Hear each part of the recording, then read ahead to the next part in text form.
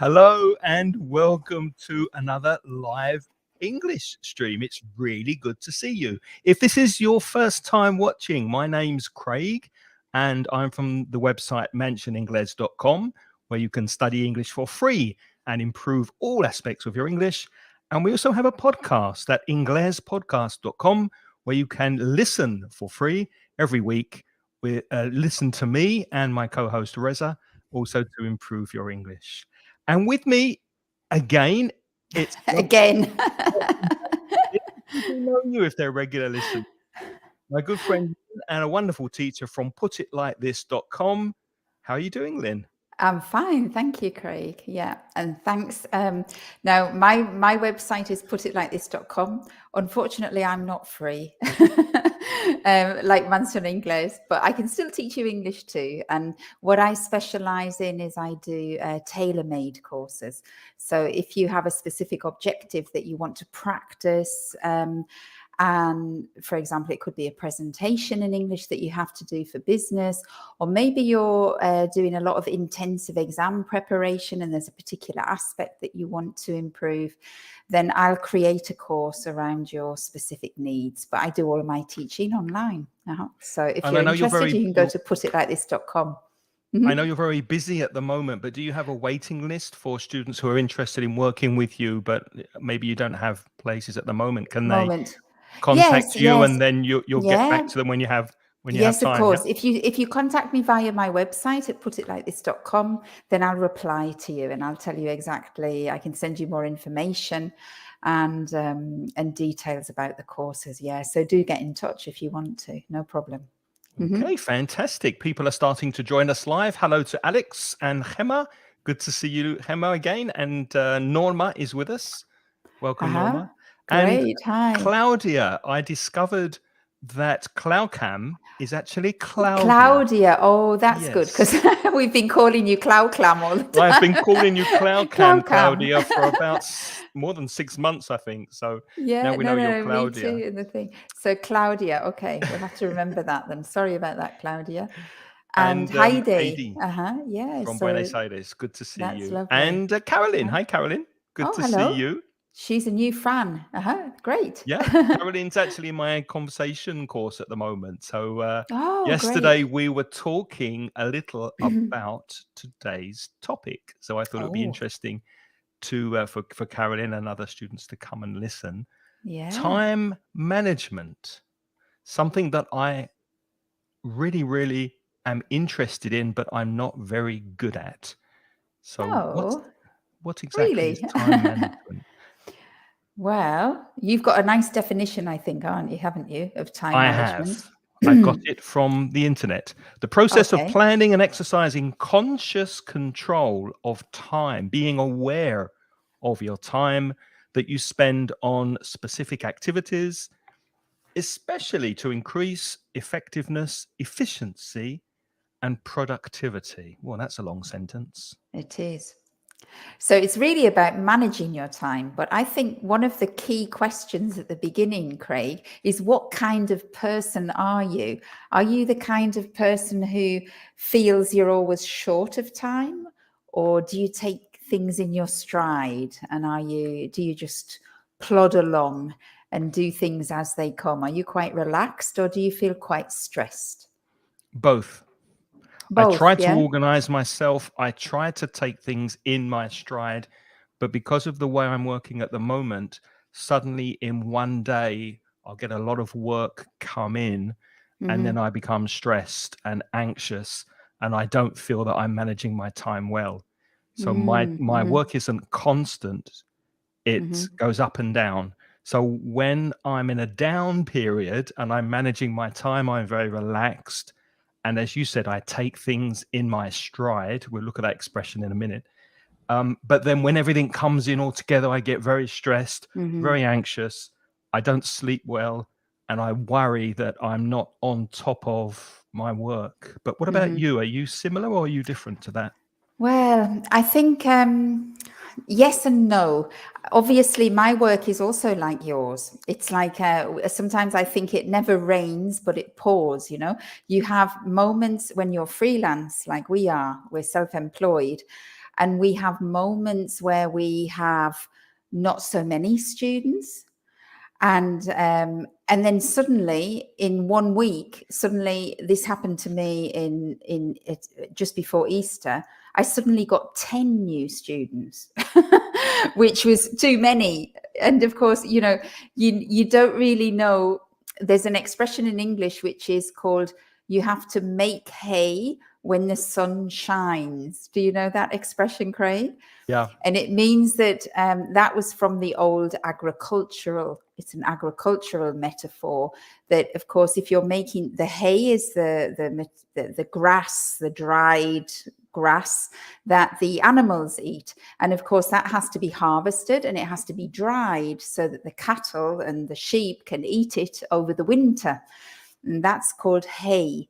And this expression is, you have to make hay when the sun shines. You can't, if the sun's shining, that's your opportunity to dry it.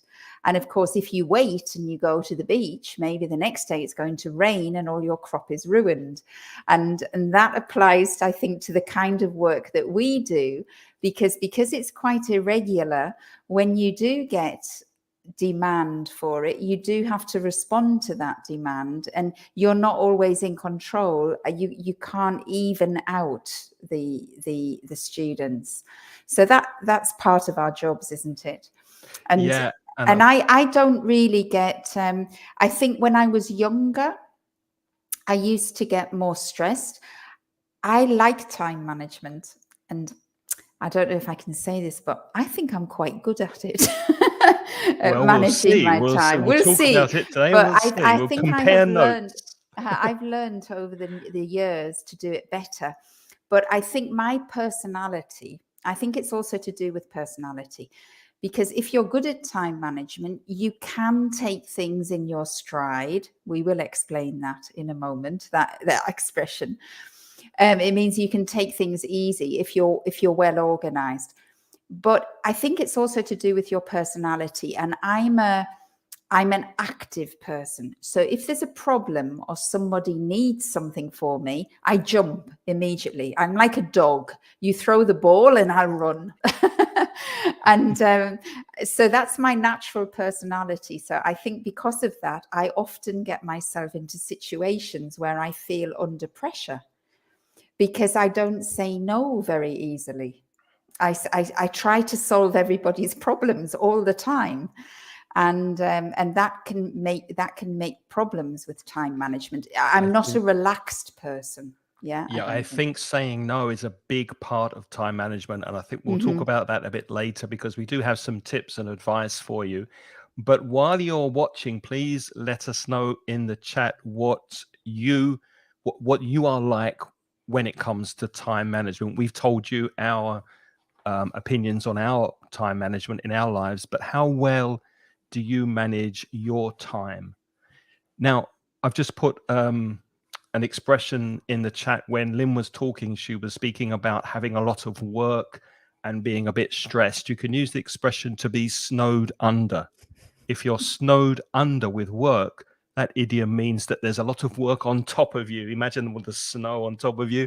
So you're snowed under. You've got so much work that you're feeling maybe overworked and a bit stressed. So shall we look at some vocabulary, Lynn? Yes, because there's lots of management? vocabulary. So I'm sure that when we're talking, you're going to hear us say a lot of these expressions. And remember, if you do have any questions while you're listening, even if you're listening after the recording, then please write your questions below in the chat and we will answer them for you.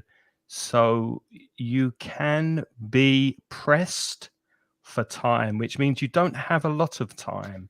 If you say to somebody, I'd like to help you with your problem, but unfortunately this week or today, I'm a bit pressed for time. That means I don't have a lot of time. And all of these expressions speak about the negative side of time management. When you're feeling snowed under, you're feeling pressed for time. And then we have this other one, to be short of time, which means that you haven't got enough. So the idea of being short of time, that you'd like more time, but you haven't got enough. To be out of time. I think the expression there, to be out, means you're out of the the time that was allocated to you. No If time you're left. out of time, there's no time left. To be always in a hurry, to be stressed. And we have this idea, when you said to be pressed for time, there's a lot of metaphors with this idea of being squeezed and being trapped.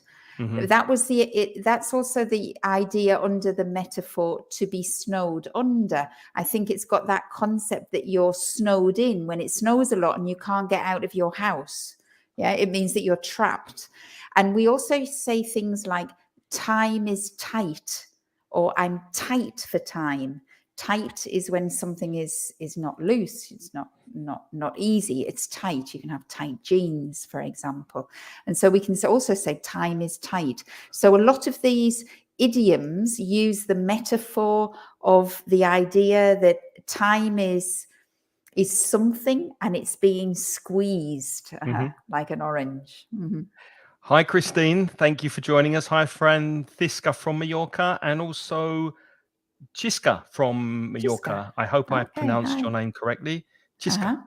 And Hema says that she tends to be stressed. Yeah, I tend to be stressed a lot of the time. Not always, but a lot of the time I tend to be stressed because I think I don't manage my time well enough. Claudia says that she's a night owl. Oh, that's a nice expression, a night owl. Do you know the opposite, Claudia? What's the expression for someone who works better in the mornings or likes to wake up early and take advantage of the mornings more than the night? Do you know the expression for that? I'll leave that with you for a few minutes while we go on. You're a night owl too, aren't you, Craig? I used to be. Okay. I used to be. I used to work very well at night until 2, 3 o'clock in the morning sometimes. Wow. But now I'm the opposite. So what's the opposite? Do you know? Christine's just written it. An early bird. Well done, Christine. I'm not exactly an early bird because I don't wake up early, and it takes me a long time after I get up to wake up and feel ready to work. But I do work better in the morning than after lunch. After lunch, I get very sleepy, very tired. And I do work in the afternoon that doesn't really need me to think creatively. So I do my creative work in the morning when I need to think and concentrate. And in the afternoon, I just do the boring mechanical tasks. So, I'm not Claudia, I'm not a night owl at all. In fact, this Facebook class puts me at my limits. Because this Facebook class I think Claudia is in Colombia, but this Facebook class here is 8 o'clock in the evening. And it goes from 8 till 9. And that's my absolute limit. You can probably see I'm not at my best. But we can. You should see me in the morning. I'm really... We can bring it forward. We can make it 7 p.m. if that's better for you. It's no, it's fine. I can manage this, but I'm at my best. I'm an early bird. I'm at my best in the morning. You can ask my students. I don't know if any of my students are in here tonight, but I even have some students at 8 o'clock in the morning. So I'm very good at 8 o'clock in the morning. That's too much of an early bird for me. 8 o'clock in the morning. That's when I'm getting up.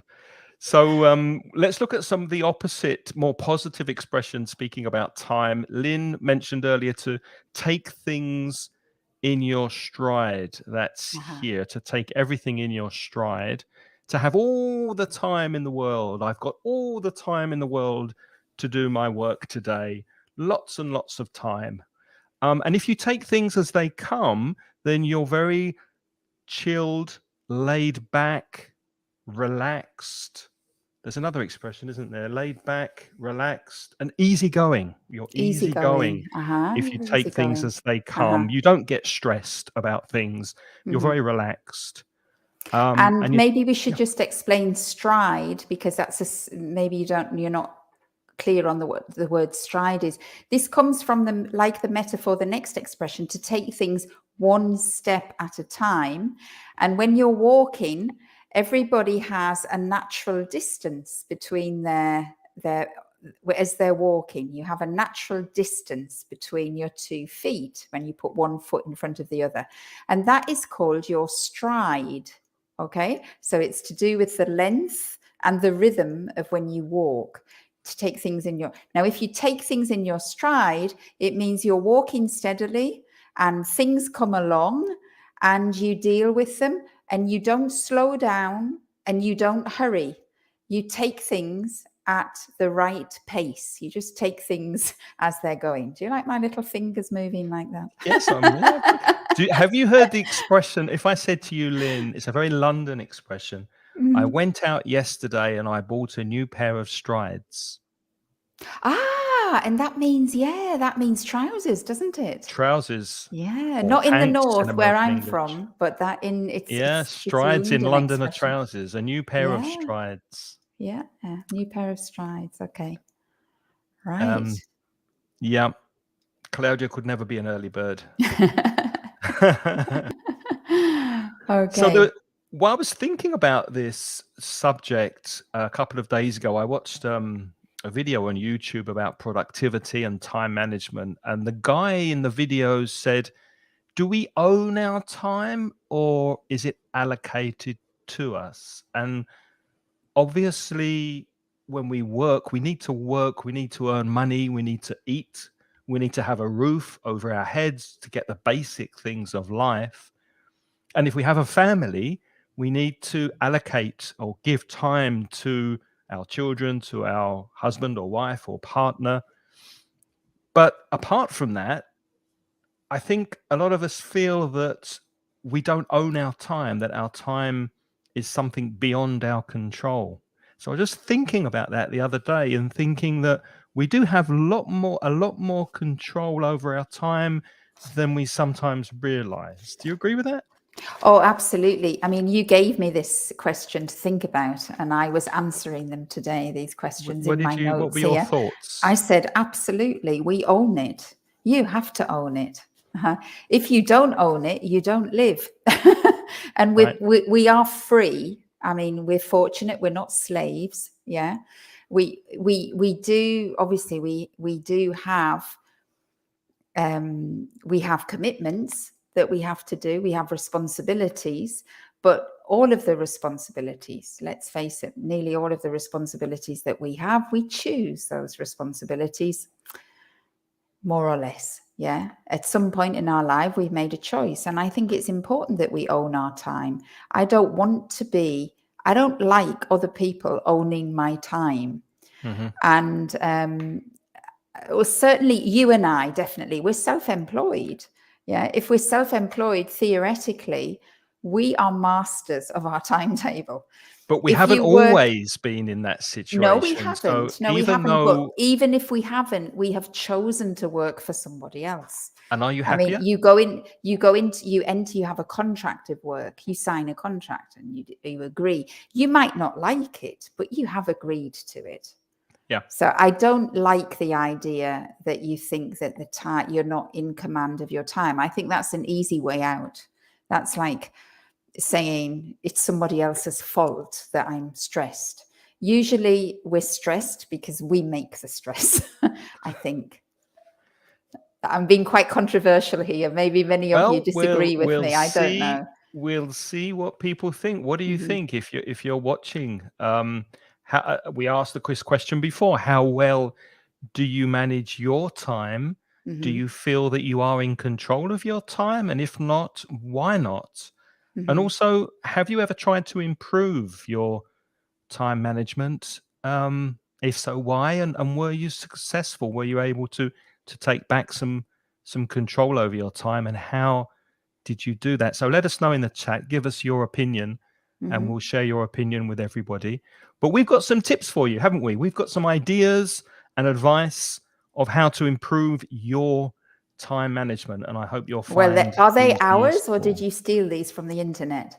I knew most of them, all of them actually, but I did, because my memory isn't as good as it used to be. I did go and check on one or two different blogs, and I made a list. But yeah, I've heard of these before. They're quite common actually. They are. And I have to say, when you said, have you ever tried to improve the question that you had before, which the people are going to answer, I hope, our students tonight.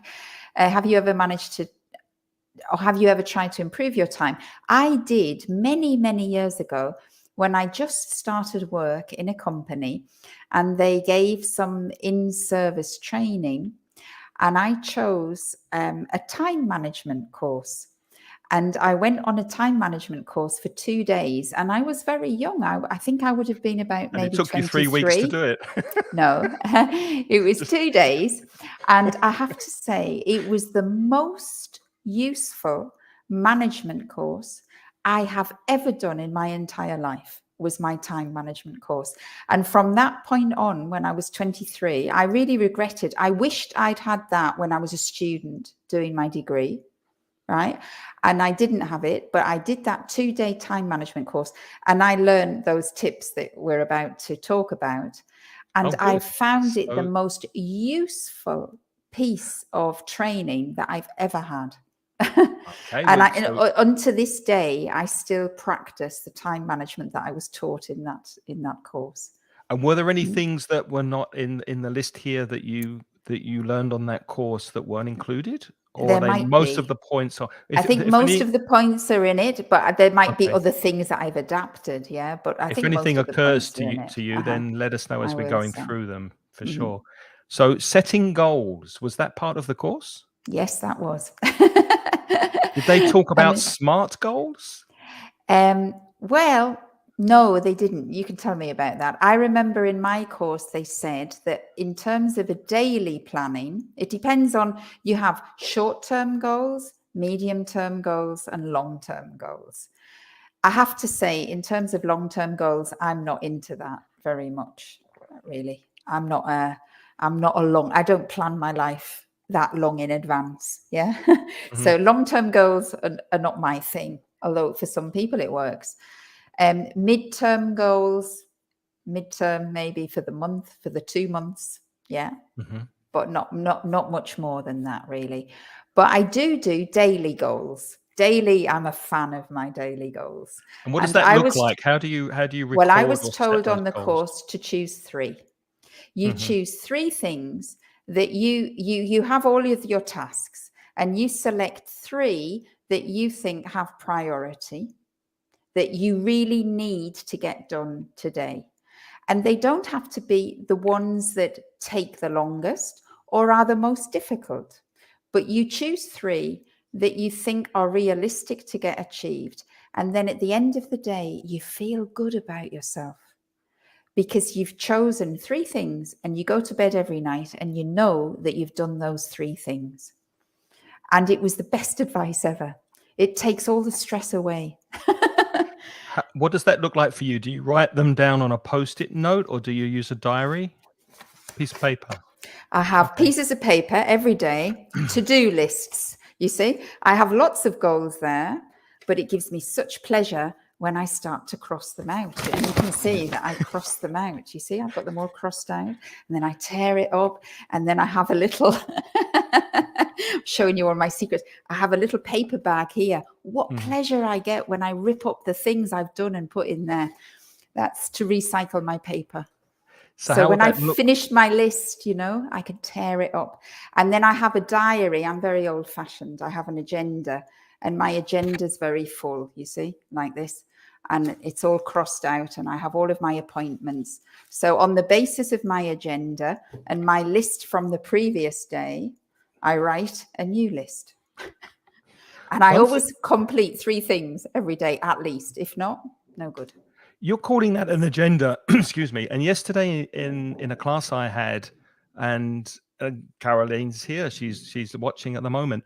I said that an agenda would be used more for a meeting, like a meeting agenda, Yeah, you're and a right. diary would be more, because I'm worried now that I No, you're gave them not. wrong You're information. absolutely right. I'm speaking Spanglish. Because I an beg pardon. agenda, Yeah, which will be the Spanish word, that's is right. as an No, appointment in diary my or my diary, it's schedule. my diary, my diary. Okay, just Yeah. wanted to make that clear. hmm Now, Yes, sorry, I beg your pardon. It's because I've lived here I so was many worried. years. I was No, worried for I've lived here so many years, and people say agenda, and I've started saying it as well. yeah, So I did the same thing. sorry.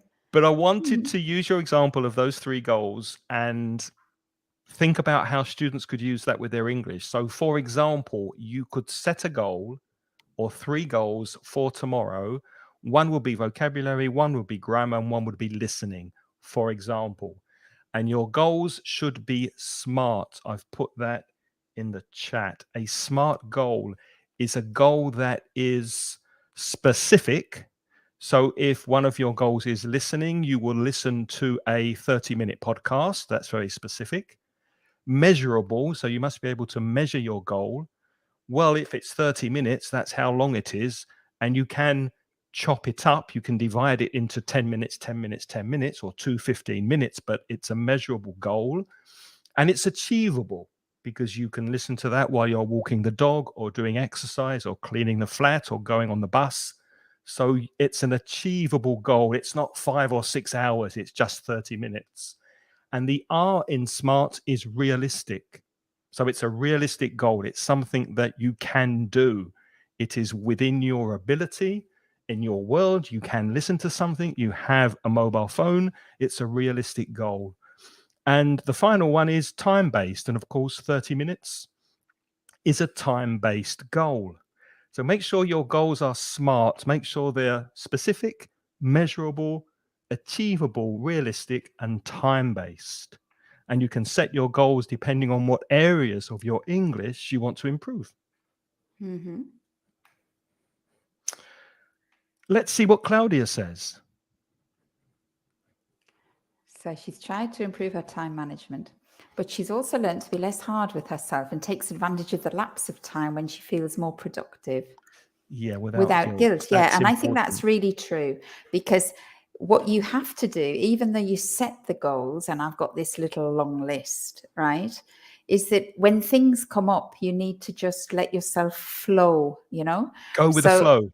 Go with the flow. That's why for me, I'm satisfied if I can just tick off 3 things. I don't have to tick off all. Sometimes my list is doable in a whole day. But if I don't do it, it doesn't really matter either, because there are moments where you might get distracted, or there are moments I think that we do have to just sort of enjoy time, and we have to give our brains a sense of freedom. Because your SMART goals that you were describing, Craig, where it's achievable and it's a certain time and it's achievable, measurable, and what was the other 3rd criteria? Specific, measurable, and achievable. Realistic and time-based. Yeah, that's all very logical, isn't it? But we're human beings and we're not machines. And I think our brains as well sometimes need time. For example, I think boredom is often a very positive thing. Sometimes when I'm bored and I let myself sit on the sofa and let my mind wander, that's sometimes when my most creative ideas come. That's not true. When I've planned them to think about them, not when I've thought, okay, it's 12 o'clock, now I have to be creative. Yeah, that's true, and I agree. But also the idea of SMART goals is that I hear some students say sometimes, oh, I must improve my fluency. I must get fluent in English. What does that mean? Yes, that's not measurable. That's a dream. That's not a goal or a plan. A goal is in 6 months' time, I'm going to travel to London and I'm going to meet 6 people and have conversations with 6 people in a different city. That's something more achievable because it's more specific. Absolutely. Yes. Improve my fluency is very difficult to measure. So you don't really know if you've achieved your goal. No, I agree. And I agree with that. Often students have an objective for vocabulary. They say, oh, I must improve my vocabulary. I'm going to I must learn phrasal verbs. And I say to them, but how are you learning your vocabulary? And they haven't really got a plan. And there are many things now, apps for your phone, like Quizlet, for example, where you could dedicate maybe 10 minutes to going through your notes from your classes and extracting vocabulary that you can't remember, like highlighting it. You could take 10 minutes to do that. You can create a set of vocabulary cards in Quizlet, which takes 5 minutes.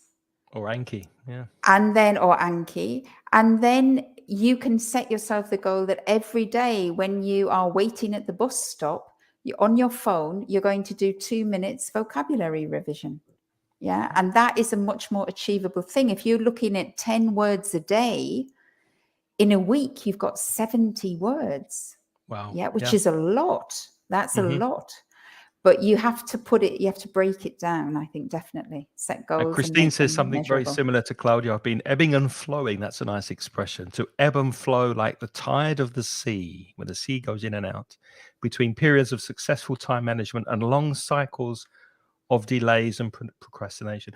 Completely normal. I'm exactly the same, Christine. I get boosted to do a lot of work and achieve a lot of things, and then I get periods where I just kick back and relax a little more, and I'm not so driven and I'm not so enthusiastic and motivated about things. That's completely normal.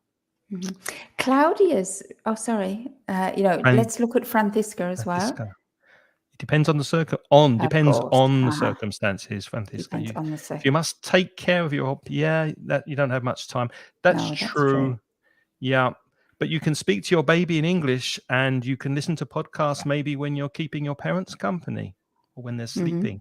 So you need to try to find ways where you can maybe multitask a little bit and make the most of the time you have between, and as well as having obviously your family obligations. But I think if you organize yourself, which is another point, another tip we've got for you, how to be organized, then I think it's a lot easier. But I do sympathize that when you're very busy with family, it's difficult to find time.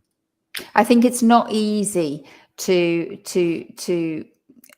feel good about taking the time, taking control of the time, because those babies and parents, and when you're caring for people, you feel that they are taking your time, and maybe you wouldn't naturally want to allocate so much time to that.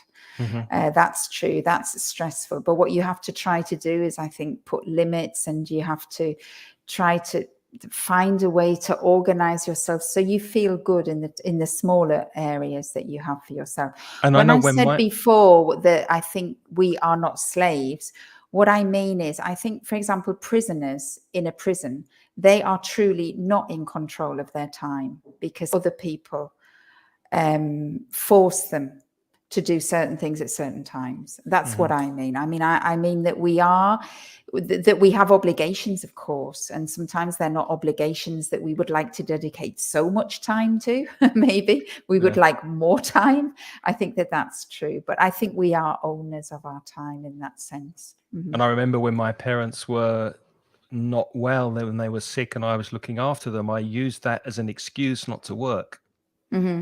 And I could have done some things while I was looking after them, but I used it as an excuse. Okay, I have this obligation and that's going to take me away from my work. If I'm honest, I did use it as an excuse not to do work. Okay, and I wanted, can you put up Claudia's?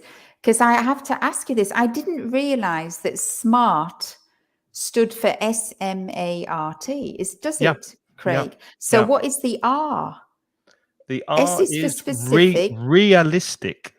Realistic. So specific, measurable, achievable, realistic and time-based. Yes, oh, what an acronym. What acronym. And you're smart if you do that. Christine says there's an interesting book called Atomic Habits. Yes, I have that book. James Clear. I love it. You'll enjoy it, Christine. It's quite a short book, but it's very, very good. He gives the example of removing bad habits, beginning new habits, and the idea that if you want to start flossing your teeth, then you just make the goal of flossing one tooth per day. Of course, when you start flossing your one tooth, you're going to carry on and you're going to floss all of your teeth. Of course you are. So if your goal is to learn 2 phrasal verbs per day, you'll end up with 10. 3 months, you're probably going to learn more. It's just that starting, that getting the wheels rolling and getting the good habits, replacing the bad ones. And starting small, maybe. Starting small. Yes, exactly. Is that like small. Atomic, meaning small? Number 2, prioritize. So there are tasks that are urgent. There are tasks that are important. There there are tasks that are important and urgent, Mm-hmm. and there are tasks that are not important and not urgent. In other Yes, words, I'm going to yes, add one though. I'm going to go on add then. one there. Go There on. are also tasks that make you feel good. For example, Well, because maybe it's not urgent and it's not important, but it makes you feel calm.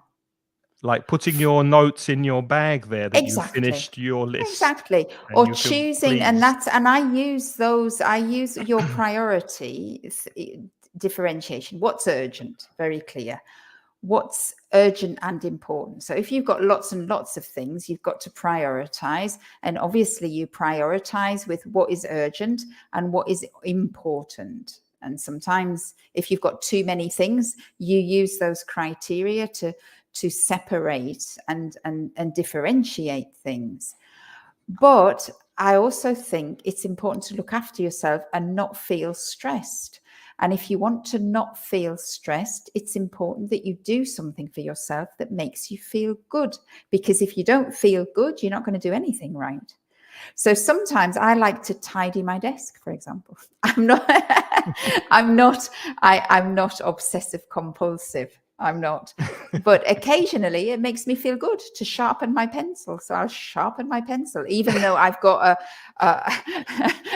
a lot of things full of pencils and sharp. Yeah. But I don't know. I think sometimes we have to realize that sometimes our brains just need to Need it, do yeah. something There's a French just to expression, switch mise en off a little plus, bit. I think it's called mise en plus in French, where Is it? you clean your workspace and prepare it ready for the next day. So you get the knives Yes, ready, make sure yes, they're sharp, and you uh-huh. clean your workspace and you Mm-hmm. organize the ingredients you're going to need Mm-hmm. for the following work session. So that idea Mm-hmm. of preparing the preparation in getting your workspace clean Mm-hmm. and comfortable and pleasurable, that you have Mm-hmm. nice things around you, makes you Mm-hmm. work better. That's a Mm-hmm. fact. And I try, for example, always to clear my desk before I go to bed. So I have my students and I have the paperwork for each of my students. Of course, I work online, so I have a lot of stuff online, but I'm still a paper person. So I have student files. And when I finish a class, I put the student file on one side. But it's very important to me that at the end of the day, all my student files are back filed in the cupboard and that my desk is clean. And then it makes me feel that I've finished my day. If I just stop work and go into the living room and everything's in a mess, I know that the next morning I have to start by tidying up. And that's another job. And I don't like that. Yeah. I like to Yeah. start fresh and knowing with the time management seminar I did, when it said that you selected 3 goals, you're always supposed to do that the night before. That was my question. I wanted to ask you that the night before, The so night that you wake before. up in the morning, you know exactly what you're going to do. And you can sleep at night because Yeah. your head is not going, oh, I have to do this and I have to do this and I have to do that, because you've already planned it. You've got your list. Everything's clear. You haven't forgotten anything. And then you can sleep like a baby. I want to go back to what we mentioned before about things being urgent and things being important. If something's important, that's your plan. Let's look at English for a second and imagine that you've planned one morning to learn or to write an essay. So you've set aside, you've put 3 hours tomorrow morning for your essay.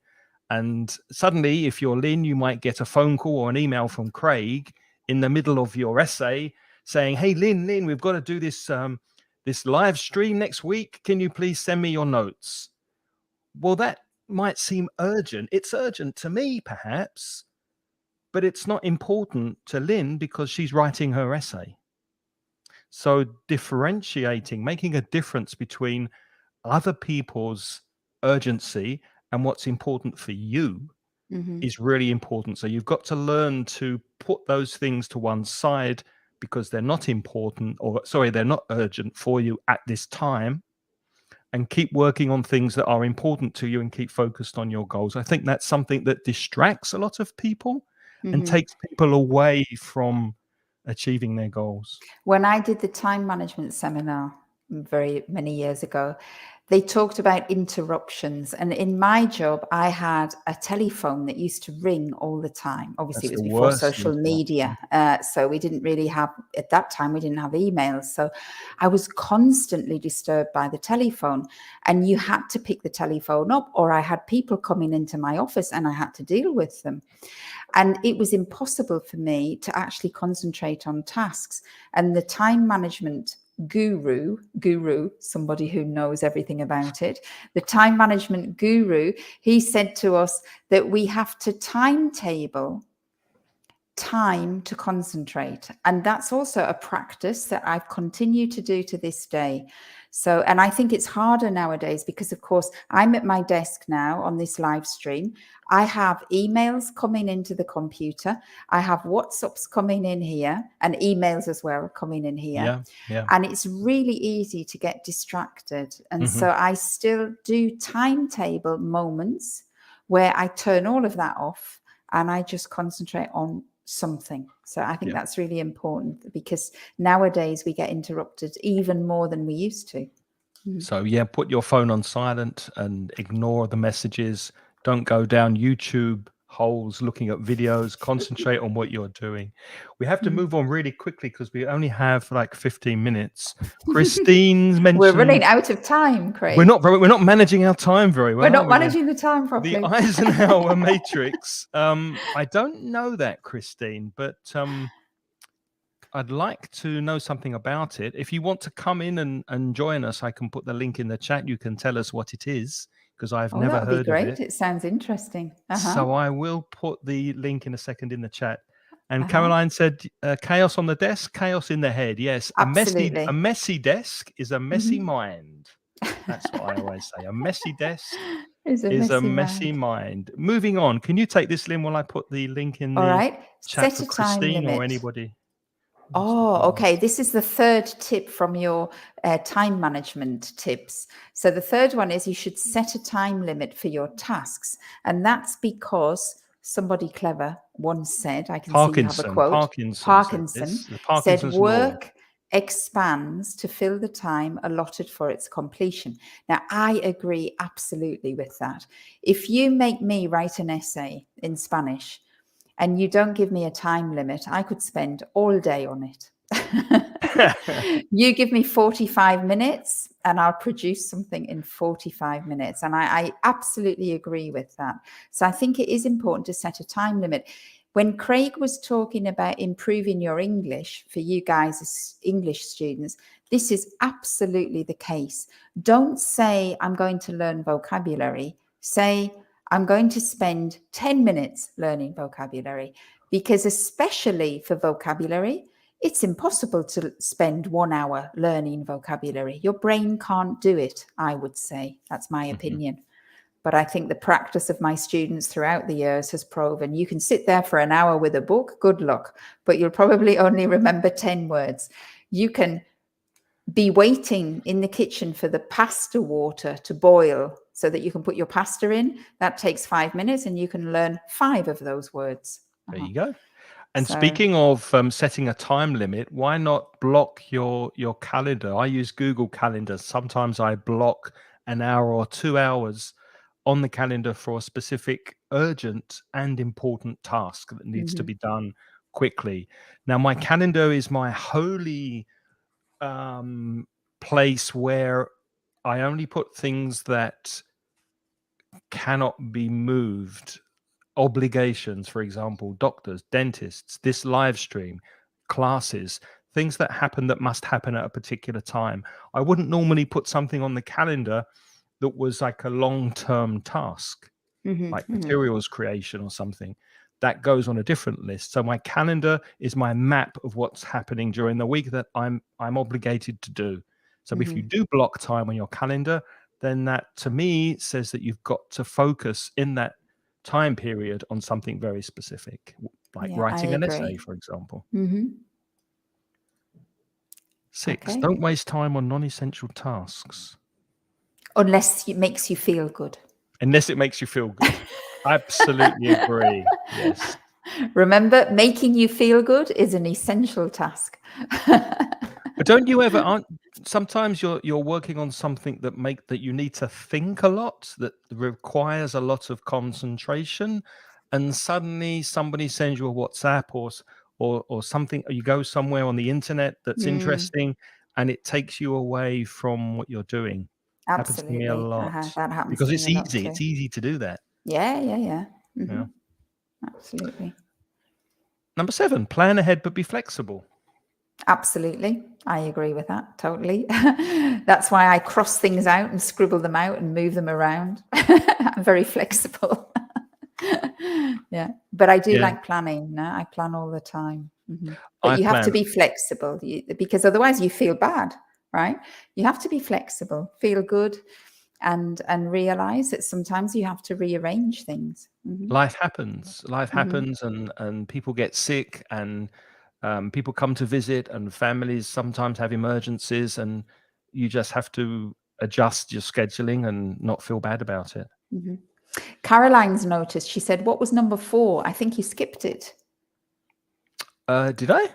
I think you did. Oh, I According to my list apologize. here, you did. Well spotted, Caroline. Well Caroline's paying spotted. attention. Caroline's taking notes. I can see this. Caroline's taking notes. Organize yourself. Yeah, we haven't really spoken about organization. Well, Lynn, you spoke a little bit about organization before, and it Yeah. is important to have your workspace organized, to I plan have your goals everything in ahead. my life organized, Craig. I am a bit of an organization freak, I But that's one think. thing I admire about you, because you always seem to know what you're doing, why you're doing it, Yeah. and you seem to have everything in order, Well, everything I think arranged. that came, and I'm sure that the ladies here, if you've got Having a children, I family. know, yeah, it's to do with having kids.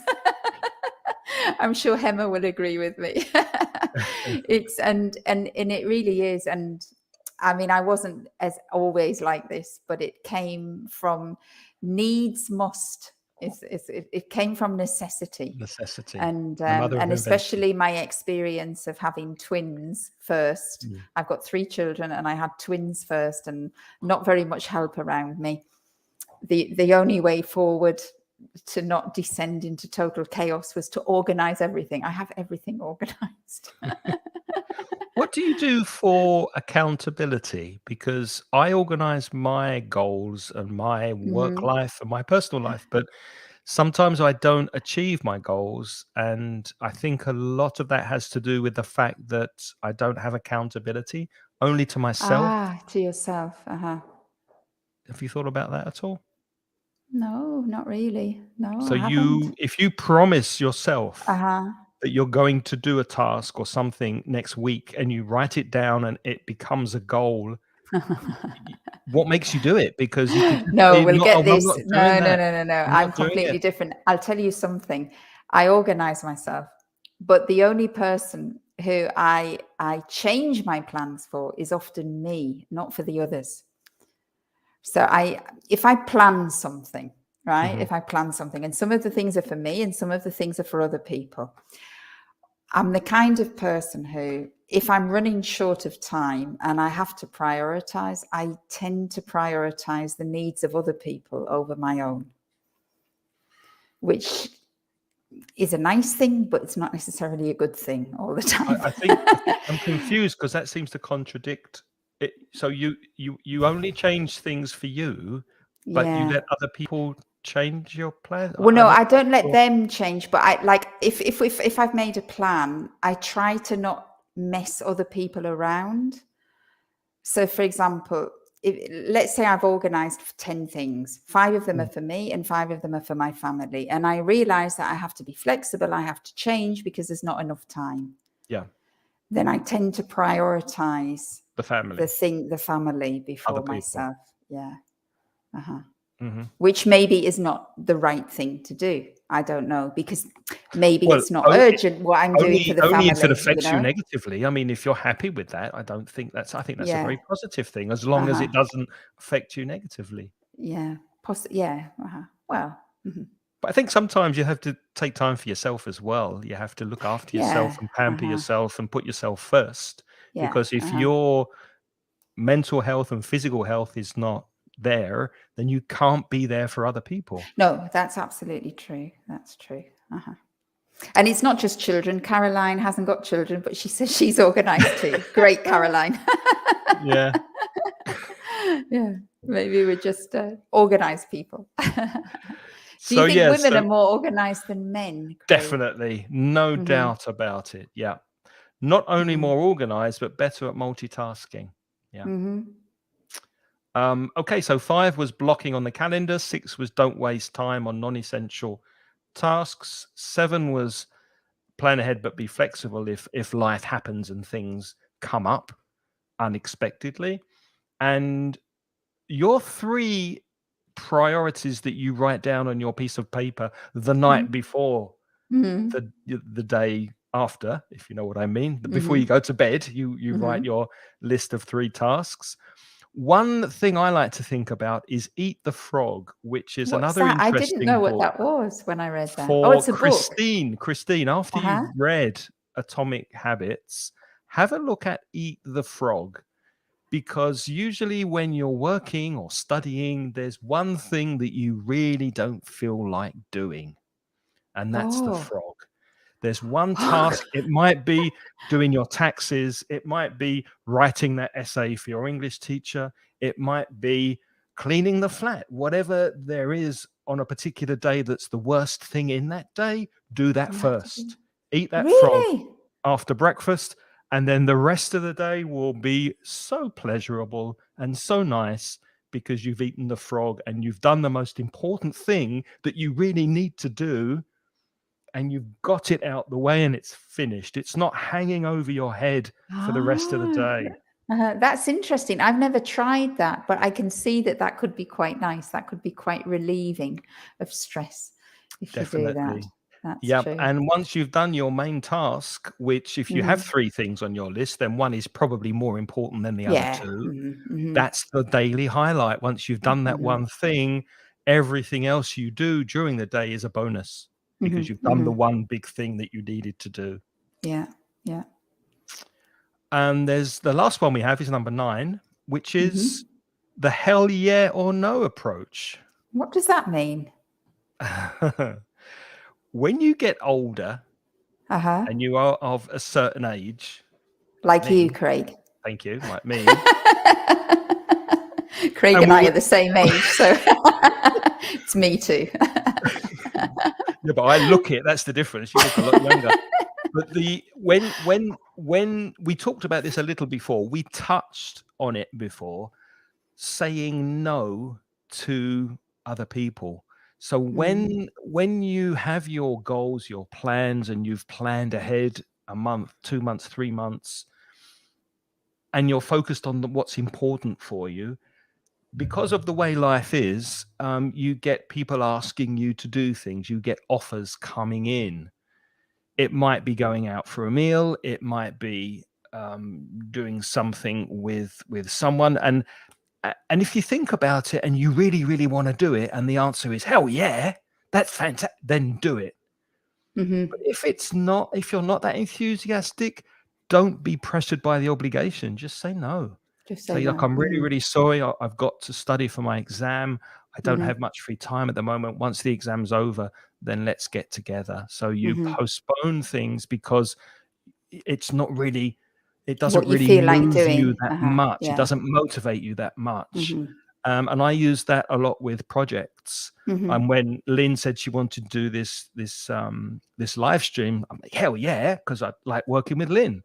But if it wasn't something I was that keen on doing, then I'd probably say thank you, but no. Any thoughts on that? Yeah, I think as you get older, you have more confidence to do that. When you're younger, you have less confidence. You think you have to do everything. That's right. Peer pressure. I'm very much hell yeah at the moment, because I think also after the pandemic, I think life is too short. Why are we waiting? Right? If you want to do something, go ahead and do it, because you never know, tomorrow we might not be able to. That's true. So the pandemic has definitely reinforced my hell yeah approach. Nancy had a question. Yeah. She said, I'm studying to be a teacher and I'm a mom too. So I have to be or now the word is not organizer. I have to be organized. It's organize is the verb, and there you need the past participle to be organized with a D at the end. The organizer is a word that we give maybe for a diary. It's a kind of organizer. Or an event. Someone can organize an event, I think. Yeah, an organizer can be the person who organizes something, or it could be a physical thing that helps you organize. Yeah. Sometimes in the drawers, you know, the drawers that we have in our wardrobes, you can get now organizer, and they're like sort of organizers. They're little partitions, so you don't lose everything in the drawer. You have these little partitions. They're called organizers too. And when you use organizer as a noun, Nancy, remember to use the article an, A-N, so an organizer. And Christine says, work family studies. Mums are well known for our ability to juggle many tasks at once, to juggle, to throw things up in the air and catch them again. Yeah, I think that's true. I think that's true. That can actually bring us on, because Craig, you had prepared a very interesting question that I'd like to answer. Which one's that? Which was, do you agree with the statement, you can't have an extremely successful career and a happy family life? I thought that question was very interesting. We spoke about this yesterday in the conversation course, and Caroline has got an interesting opinion on that. What do you think? Before you answer, one thing that we needed to clarify, because we had a debate in the conversation course, we need to clarify that extremely successful career, that means we're not defining what success means for you. We're saying that society's idea of a successful career person, which is the CEO of a company, a very successful politician, a famous person, or someone who has reached the top in their chosen profession, extremely successful career. So it's like the way other people view you. Yeah. Society views you. Society view you. What do you think? No. Yes. Do I agree with it? Do you agree with it? Absolutely. Absolutely. You can't have. No, I don't think you can have an extremely successful, because I think the extremely successful careers defined by society mean that you are dedicated to your work all the time. And if you're dedicated to your work all the time, you haven't got time for people. And a happy family life often comes, it doesn't depend on money, a happy family life. A happy family life depends on the time that you can spend with one another. For me, it's my opinion, but I think no to that. I think that's very, very, for me, I have a big family, obviously, with 3 kids. And I am interested in my career. Don't get me wrong. I'm interested in my career. I am interested in my work. But for me, I made that decision a very long time ago. The family comes first. My family comes first for me. Yeah. And the thing that sustains me is the relationship with my family. My career is nice to have, but it doesn't sustain me. It sustains me physically. It gives me money so that I can buy things and travel and it sustains my mind. I enjoy my. You get satisfaction. Oh, absolutely! I get a lot of satisfaction from my work. A lot. But if I wanted to be extremely successful in what I did, I would be earning probably 5 times what I'm earning.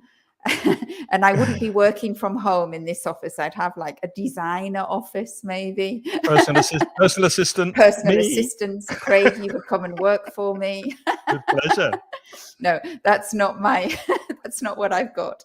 So it's very important to me to do my work properly, and I get a lot of satisfaction, and I want to do it well. And I do want to be successful in that. But that's the definition of success for me. But in terms of what society define as extremely successful, so high salary, what would you say? Widespread recognition?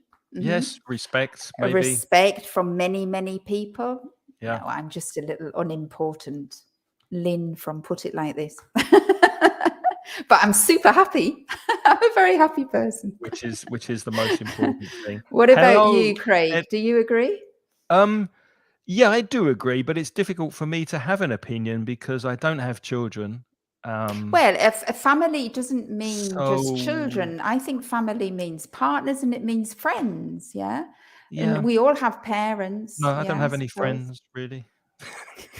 Craig, I'm your I'm friend. joking. I Look at know. all the friends you've got here in the Facebook chat. I know. I'm joking. I'm joking. But yeah, no, I do agree with you, and I think that you need to be 100% pretty much dedicated to your career to get to the top, unless you are extraordinarily talented and have fantastic opportunities. So yeah, generally speaking, then I would agree with that you can't have an extremely successful career and a happy family life. But then Hello, again, Eduardo, who says yeah, you it also says would have to define what a happy family life is. that's Yeah. also true. And I also have to put in a big caveat here, is that, of course, I don't know anybody who has an extremely successful career. Maybe we should ask Bill Gates or Elon Musk, or I don't know. I mean, who are we to say? We don't know. We're just not extremely successful. No. And as I said yesterday with the group, that quite a few successful people are divorced. They're not particularly. They don't have a particularly healthy family life because maybe the children have taken drugs or they're spoiled. They're too rich. They have too much money. So it's difficult. Andres has a question. Why don't look for balance between career and personal life? For answering the last question, why? I think maybe you want to say, Andres, are you suggesting why not look for a balance between career and A personal life? work-life balance, yeah. We spoke about that as well. It's getting quite difficult, Andres, these days to put boundaries and draw the line between work and family life, especially with technology that our phones are usually on. And sometimes the companies don't put clear boundaries of when they can contact you by email, when they can message you or phone you. And also with the pandemic, that many people working at home also have the lines blurred, which means not very clear. So we're working at home, a lot of us now, and we're working in the family area, in the family space. So the line is even more blurred. So it's becoming very difficult, Andres, I think. We really have to stop there. Unfortunately, we're out of time. Just very, very quickly. Graciela has a lovely back. comment, though. Put Graciela's comment there Okay, for just everybody. a second. Let me find it. Graciela, what did she say? I love it. She says, hi from Buenos Aires. Extremely Extremely happy is too happy is much too for the much. family life. Yeah, let's stick with content. Okay, I'm content with my family life. Okay, I'm very happy, but yeah, extreme is probably too extreme. I agree, Graciela. So try to take these home with you and use them next week. Number 1, set your goals. Number 2, prioritize your tasks. Make sure you set a time limit because the work will expand to fill the time you give it. Make sure you're organized. Block off time on your calendar for important tasks. Make sure that what you're working on is important and not urgent for someone else and not for you. Plan ahead, but be flexible. Eat that frog in the morning, the most difficult task of the day. And think about before you say yes to something, do you really, really want to do it? And then do it. If not, maybe prioritize something that's more important for you. And with All that, right. I think we'll say goodbye. I So think we should. thank you very, very much for your company today. It's been an absolute pleasure. Lots of fun. Thank you, Lynn. Before we go, we'll remind you where we're from. I'm Craig from mansioningles.com, where you can study for free. And don't forget to sign up for our free 2 weekly newsletters with exercises at different levels, and have a listen to our podcast if you haven't already at inglespodcast.com. Lynn? And I'm Lynn from putitlikethis.com. So if any of you are interested in having a tailor-made course, so a course that's just made specifically for specific objectives that you have online, then you can get in touch with me via my website. Okay? Putitlikethis.com. Putitlikethis.com. Okay, so see you in a couple of weeks. I will, and I think you're seeing everybody next week. Yes, I don't know who will be joining me next week, but there will be someone interesting, I promise. And I'll let you know on Twitter or on Facebook as soon as I know who's going to be with me next week. And of course, then we'll be back in 2 weeks' time. Thanks again. Have a good week. All right. See you soon. Bye-bye, everyone. Thank you. Bye-bye. Bye-bye.